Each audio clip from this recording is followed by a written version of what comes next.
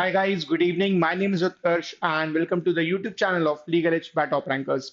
In this session, we are going to discuss about BVP CET, another prominent examination, Bharati Vidyapeeth, right? Important university है, important examination है.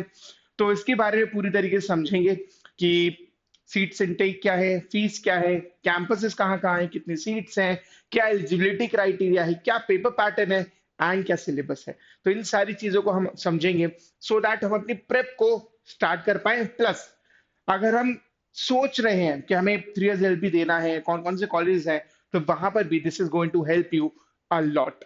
Let's start with the session number 1 about BPCT. Then कितनी seats हैं, क्या fees है, उसके बारे में बात करते हैं. तो now when we talk about BPCT, this is basically an entrance examination which is conducted by BVP, and this helps you to get admission in different degree law degree programs, right? But जो major है यहाँ पर वो अपने लिए है 3 years LB, जिसके बारे में अपन बात करने वाले हैं, right? Now, when we talk about the campuses, there are two campuses. Number 1 new law college Pune. यहाँ पे जो सीट्स है वो है 180 एंड जो फीस स्ट्रक्चर है वो है 22,000 rupees per annum.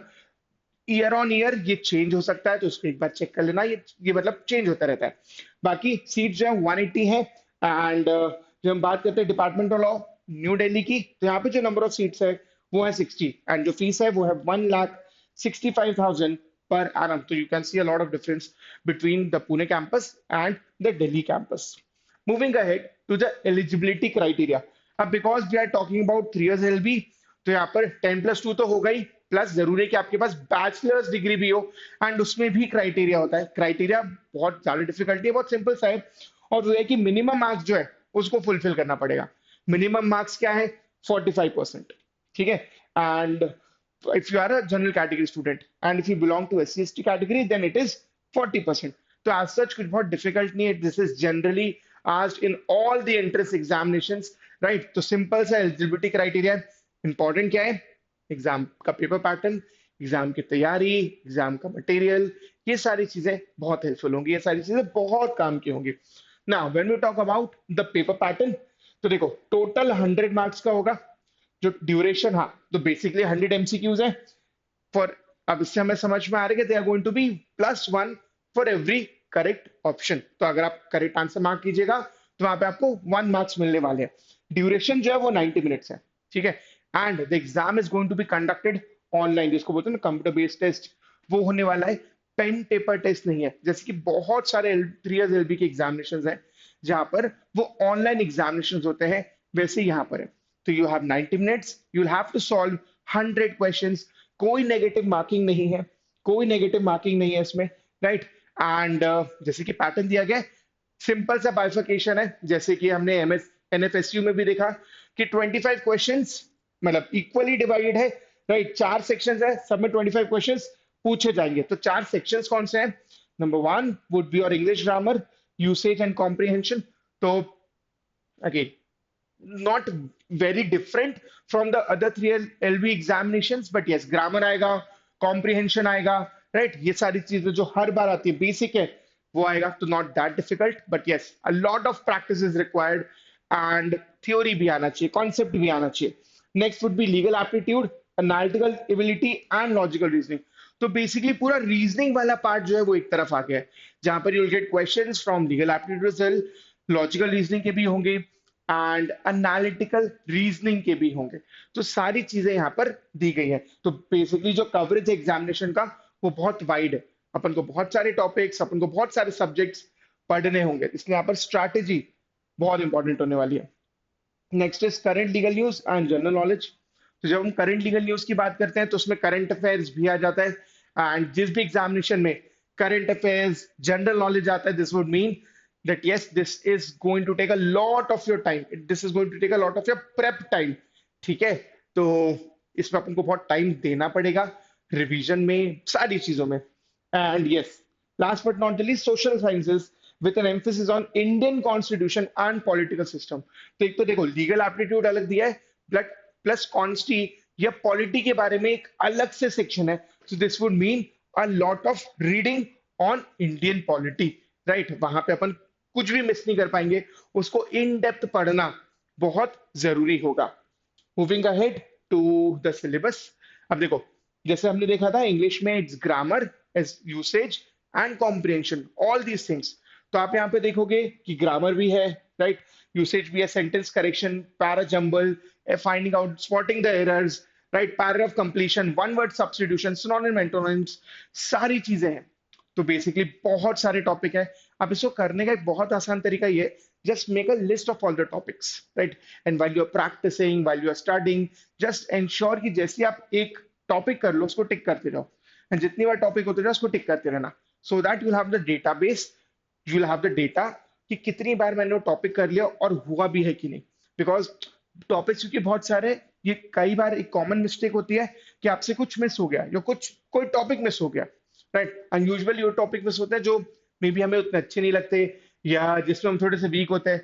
You have to ensure that you complete all the topics because every subject has equal weightage. तो इट्स नॉट लाइक कि मैं किसी को ज्यादा प्रेफरेंस दे दूं, किसी को कम दूं, क्योंकि इक्वल वेटेज है, सबका प्रॉपर ध्यान रखना होगा, सबको पूरी तरीके से कंप्लीट करना होगा, राइट। तो paragraph completion, idioms and phrases, जो सारे एग्जामिनेशन जहां पे भी इंग्लिश आता है वही कॉमन टॉपिक्स हैं। इट्स जस्ट दैट प्रैक्टिस बहुत सारी लगेगी इसमें, ठीक है, क्योंकि टॉपिक्स बहुत सारे, प्रैक्टिस भी अच्छी खासी करनी पड़ेगी, बहुत सारे मॉक्स देने होंगे।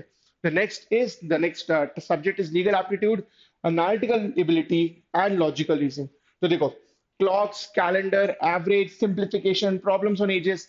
तो बेसिकली एनालिटिकल एबिलिटी, जहां पर भी एनालिटिकल एबिलिटी आती है तो एनालिटिकल रीजनिंग तो होती है, साथ में थोड़ा सा मैथ्स का भी वेटेज होता है। तो इसलिए हम यहाँ पे देख पा रहे हैं परसेंटेज भी है, प्रॉब्लम्स है एजेस पे, नंबर्स पे, स्पीड डिस्टेंस है, प्राइम पाइप्स एंड सिस्टम्स है, टाइम एंड वर्क है। तो ये सारे टॉपिक्स यहाँ पर आएंगे। सिंपल इंटरेस्ट, कंपाउंड इंटरेस्ट हो गया, राइट, ये सारी चीजें अपन को करना होगा। Volume and services, then there be questions on Indian constitution, laws and legal terms. तो लीगल टर्म्स हो गया, मैक्सिम्स हो गया, यहां से भी बहुत सारे क्वेश्चंस आने के चांसेस हैं, और ऐसा हुआ भी है कि काफी अच्छे क्वेश्चंस यहाँ से बने। तो लीगल टर्म्स हो गए, लीगल मैक्सिम्स हो गए, फॉरेन फ्रेजेस हो गए, फॉरेन टर्म्स हो गए, उन सब पे हमें बहुत अच्छी तैयारी करनी है। तो जैसे इंग्लिश में when it comes to terms, when it comes to vocabulary, तो इंग्लिश की वोकैबुलरी जितना इंपॉर्टेंट है उतना ही लीगल की वोकैबुलरी भी साउंड हो, ये बहुत जरूरी होगा, राइट।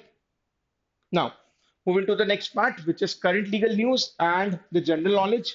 तो अब इस समय समझ में आ गया कि यस, क्वेश्चंस तो आएंगी, जनरल अवेयरनेस के क्वेश्चंस होंगे related to India, world history, तो history, civics, geography, environment, Indian culture, science and tech, इस पे क्वेश्चंस तो होंगे ही होंगे, राइट।